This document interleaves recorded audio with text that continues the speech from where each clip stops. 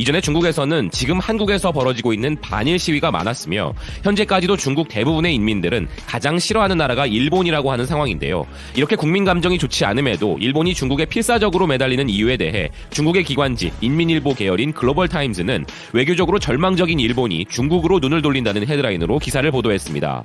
10월 초에 소집된 일본의 임시국회에서 아베가 자신의 목표를 설명하는 정책 연설 중 일중 관계의 새로운 시대를 열망한다고 하면서 최근 다시 한번 중국과의 관계를 한 단계 끌어올리겠다고 다짐을 하였는데, 이렇게 아베가 중국과의 관계 개선에 대해 열의를 보이는 이유로 일본의 외교 문제 처리에 부실함이 있다고 기사가 꼬집은 것인데요. 아베는 몇 년 동안 세계를 뒤흔드는 외교를 하고 있다고 자랑해왔지만 사실 아베는 일본을 외교적 교착 상태로 이끌고 있다고 비평합니다. 기사는 그 예로 현재 일본은 이웃 국가들과 사이가 나쁘다며 아베 지도하에 일본은 불안의 징후가 있어 왔고 아베는 동아시아와 동북아시아에서 시끄러운 트러블 메이커라는 평판을 얻고 있다면서 아베의 외교가 얼마나 문제가 많은지에 대해서 설명을 이어갑니다. 일본은 8월에 수출 우대 국가에서 한국을 제외함으로써 한국과의 사이가 틀어지게 되었고, 일본 정부의 부인에도 불구하고 이번 조치는 제2차 세계대전 당시 일본 기업들이 범한 강제징용자에 대한 보상을 요구하는 한국 대법원의 판결에 대한 보복으로 비춰지고 있음을 지적하고 있습니다. 이런 일본의 경제적 강제 조치는 한국의 국가적 분노를 촉발시켰고 한국의 보복을 불러일으켰으며, 한국도 일본을 자국의 무역백서에서 축출해버린 것 외에도 한국의 지도자들이 취한 가장 강력한 조치는 지소미아를 종료한 것이라고 이야기하는데요. 기사는 이 조약의 종료가 북한의 발사체와 같은 주변 지역의 군사활동을 탐지하는 일본의 능력을 현저히 약화시켰고, 나아가 일본 안보정책의 초석으로 삼고 있는 미국이 주도하는 동아시아의 군사동맹도 흔들릴 수밖에 없다고 설명합니다. 또한 기사는 이런 한국과의 문제뿐만 아니라 북한과의 대북 외교에서도 아베의 외교 실패를 이야기하는데요. 전제 조건 없이 협상하자는 아베의 제안에 대해 북한 관리들은 아베를 뻔뻔한 얼굴이라고 불렀으며, 북한의 이런 냉소적인 반응은 아베가 전제 조건이 없다고 주장하면서도 일본인 납치 문제와 비핵화와 같은 문제에 대해 논의할 의지를 보인 이중성으로 인하여 정당화될 수 있다고 이야기하는데요. 트럼프가 북한과의 관계 개선을 위해 노력하고 있는 와중에 일본은 은밀한 행동을 하면서 동북아 지역 평화를 향한 역사적 궤도를 막고 있다고 기사는 비판하고 있습니다. 한국과 북한에 이어 러시아와의 외교 역시 명백히 악화되고 있음을 기사는 지적하는데요. 10월 11일부터 16일로 예정된 일본 관광객을 위한 남쿠릴 열도의 첫 관광이 무기한 연기되었고, 아베는 푸틴 대통령과 여러 차례 개인적 회담을 가졌지만 러시아와의 평화협정과 남부 쿠릴 열도의 반환 문제에서 방향을 잃어버린 것으로 보이고, 당초 계획했던 이 섬들에서의 러일 공동 경제활동조차 양국 중 어느 나라의 법을 적용해야 하는지에 대한 이견으로 인해 교착 상태에 빠져 있다고 지적합니다. 또한 심지어 미국과의 관계에서도 아베 외교의 실책은 드러났다며, 트럼프 행정부의 압박으로 미국산 농산물에 대한 관세는 인하한 반면 일본산 자동차와 부품에 같은 대우를 해주기 바라는 일본에게 미국은 그런 약속을 하지 않고 있다고 이야기합니다. 아베는 이 협상이 미일 양국의 윈윈이라고 하지만 이번 협상으로 일본은 큰 타격을 입을 가능성이 높다는 것이죠. 이렇게 이웃 국가들과 동맹국인 미국과의 외교조차 모조리 실패하고 외교적 무능을 보인 아베에게는 중국이 점수를 얻을 수 있는 마지막 희망이라고 기사는 이야기하고 있는데요. 시진핑 주석이 내년 방위를 확신하는 형태로만 끝나버리고 실질적 소득이 없게 된다면 아베로 인해 일본은 결국 빠져나갈 길이 없는 상황에 놓이게 될 것이라고 기사는 주장합니다. 지금까지 중국 언론이 아베를 팩트로 폭행하는 기사에 대해 소개해드렸는데요. 시진핑과 중국은 이와 같이 정확히 아베의 현 상황을 꿰뚫고 있을 것이기에 내년 중일 회담 역시 아베와 일본이 손해를 조치였으나 그 직접적인 타겟은 결국 삼성과 SK하이닉스 등을 비롯한 반도체 기업들이었죠.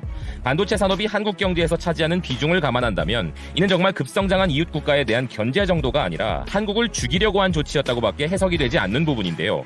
그 증거로 드러났던 것이 아베가 자신의 내각들로부터 한국에 타격을 주기 위한 총 100여 가지의 전략을 모았는데, 그중에 일본의 경제산업성이 제한한 반도체 관련 부품 수출 규제를 고른 것이었다는 사실이었죠. 이렇게 한국을 때리면 한국은 크게 당황하여 항복할 것이라는 아베의 예측은 판단 오류였음이 이미 드러나고 있는데요. 그들이 계산하지 못한 한국 국민들의 자발적 저항은 차치하고서라도 그들이 직접적으로 노린 타겟, 즉 삼성의 저력을 간과했던 것이 아닐까 합니다. 이와 관련해 일본의 동양경제 온라인이 일본의 수출 규제 조치에 대한 삼성의 영향은 제한적이고 경미하다는 보도를 했는데요. 기사는 일본 정부에 의한 수출 규제 등의 경제 조치가 계속되는 가운데 삼성전자의 2019년 3분기 실적이 매출 62조 원, 영업이익 7조 7천억 원에 달했고, 이는 동년 대비 감소 감소되었지만 전분기 대비는 11.8%의 증가를 기록한 것이라며 놀라움을 금치 못했습니다. 이번 실적은 시장 예상을 웃돌았고 사업별 실적은 발표되지 않았지만 모바일과 디스플레이 사업이 개선된 것 같다면서 새롭게 출시한 갤럭시 노트 10 시리즈와 갤럭시 폴드 등을 투입했고 현재 판매 호조를 보이고 있어 2조 원 안팎의 흑자를 기록했으며 스마트폰 신제품이 나온 데 따른 디스플레이 산업 분야의 패널 판매도 순조롭게 진행되고 있는 부분이라고 이야기합니다. 그리고 세계적으로 삼성의 위상을 알 수 있는 대목을 이야기하는데요.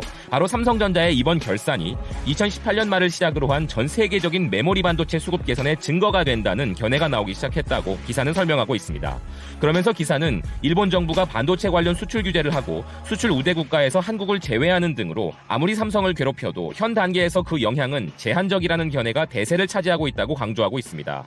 또한 삼성의 이재용 부회장이 일본 재계의 초청으로 도쿄에서 열린 럭비 월드컵 개막식을 완전하고 비정치적 분야에서 한일은 파트너라고 한 말에 대해 일본 재계에서는 감명을 받았다는 평가가 확산되고 있다면서 삼성의 광범위한 글로벌 네트워크가 주효하고 있다는 이야기를 하고 있습니다. 삼성이 전 세계에서 판매하고 있는 많은 제품들 속에 들어가는 부품 생산을 통해 삼성에 납품하여 먹고 살던 일본의 삼성 관련 하청 기업들 입장에서는 아베가 이번에 실행한 대한국 조치가 가져올 파장이 심각하게 우려되는 부분이었기에 그나마 이재용 부회장이 일본 재계의 초청에도 응해주고 민간 외교를 유지해주는 것이 정말 고마울 따름일 것입니다.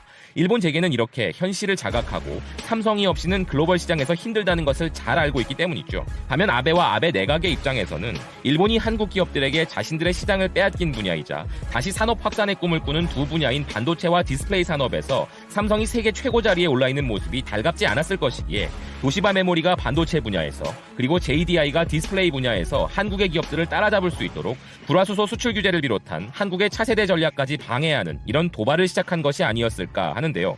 일본 언론의 이야기처럼 삼성은 이런 일본 정부의 조치를 굳건히 이겨내고 최근엔 디스플레이에 대한 엄청난 투자를 계속 발표하면서 일본이 감히 엄두도 내지 못할 초격차를 선언하고 있기 때문에 아베와 그의 내각은 자신들의 생각대로 움직여주지 않는 한국과 삼성 때문에 아주 골치가 많이 아플 것이라 생각합니다. 그러나 일본의 입장과 상관없이 삼성 입장에서는 일본이 무시 못할 큰 소비 시장입니다.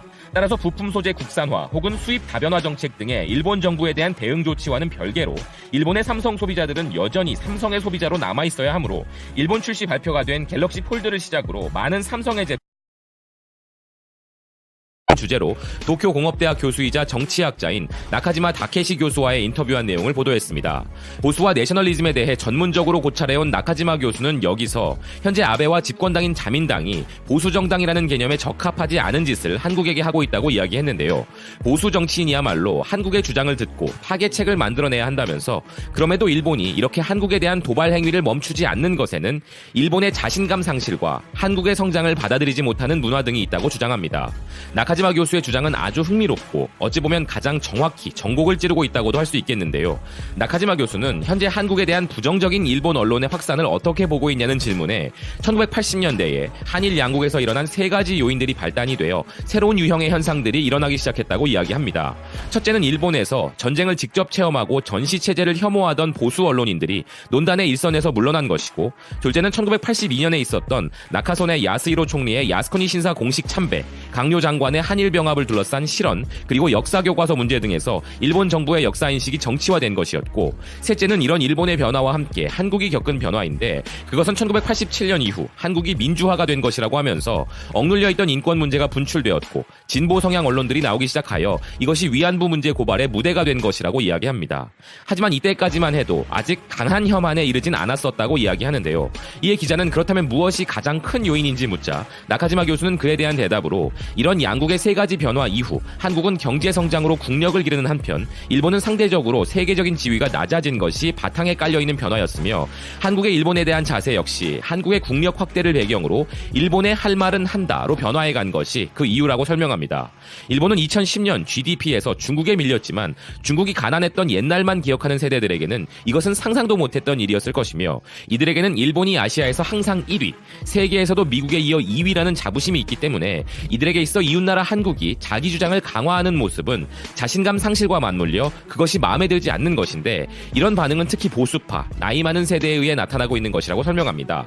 이에 기자가 아사히 신문의 여론조사 결과를 봐도 나이가 많을수록 한국이 싫다고 대답하는 비중이 높다고 하자 나카지마 교수는 중장년 세대에게 과거의 한국을 우습게 봤던 경향이 남아있는 것은 납득할 수 있지만 이 세대는 시대의 변화를 따라가지 못하고 있고 그것은 지금 일본의 내셔널리즘의 모습이라 이야기합니다. 그리고 보수의 관점에서 지금 아베 정권이 한국을 대하는 자세에 대해 어떻게 평가하냐는 기자의 질문에 나카지마 교수는 18세기 영국 정치인인 에드먼드 버크를 인용하여 보수 사상에 대한 정의를 내리면서 진정한 보수라면 스스로가 틀릴 수 있음을 인정하고 자신이 믿는 것에 결함이 있을 수 있다는 자세를 가지고 자신과 다른 주장에도 합의 형성을 도모하려고 해야 한다며 이것이 보수 정치의 긍지라고 이야기합니다. 즉 나카지마 교수는 현재 아베와 집권 여당인 자민당이 보수를 표방하고 있지만 그들은 진정한 보수의 가치에 어울리지 않는다는 이야기를 하는 것인데요. 기자가 보수 정치인이라면 한국과 대화해야 하는 것이냐고 묻자 나카지마 교수는 그래야 한다고 하면서 적어도 과거의 일본 보수 정치인들은 그렇게 생각해왔으며 한국의 주장도 들어보고 타개책을 찾겠다는 생각이 있었는데 현재는 일본이 옳다, 한국은 이상한 것을 계속 말하고 있다는 고집스러운 자세만을 보이는데 이는 나카지마 교수의 기준에서는 제대로 된 보수로 보이지 않는다면서 아베와 집권 보수 여당인 자민당에 대한 자신의 견해를 밝혔습니다. 한일 관계의 타개책에 대한 질문에는 한일 모두 자신이 생각하는 100%를 목표로 하고 있는 상태로는 해결책이 없다면서 미국과 쿠바의 국교 회복을 예로 들며 교황의 존재를 언급하는데요. 문재인 대통령이 카톨릭 신자로서 교황과의 교류가 있었고 다가오는 11월에 교황은 일본을 방문할 예정이므로 이런 한일 간 교착 상태를 풀어줄 해결의 실마리를 찾기 위해 다원적 채널을 사용하는 것도 하나의 방법이라며 이것 역시 보수 정치인이라면 가져야 할 핵심적 요소라고 주장합니다. 이 학자의 주장 중에서 가장 공감이 되는 부분은 바로 일본의 자신감 상실이라는 부분인데요. 사람이 이전 좋았던 시절보다 먹고 살기가 힘들어지다 보면 과거의 영광을 그리워하거나 비난할 대상을 찾기 마련이기에 내리막길을 걷는 일본 입장에서는 이처럼 위기의식을 느낄 수밖에 없는 것이죠. 또한 여기에 항상 자신들보다 아래라고 믿던 한국이 상대적으로 너무 급성장해버린 모습을 인정하기 싫은 일본의 시기심이 더해지면서 현재 한국을 상대로 극단적인 모습을 보이는 아베 행위에 대해 지지를 보내고 있는 것이 일본의 현실이라는 말도 공감이 되는데요. 지금이라도 일본이 현실을 받아들이고 정신을 좀 차려서 아베를 내리거나 그만두라고 이야기할 수 있어야 할 것이고 문제는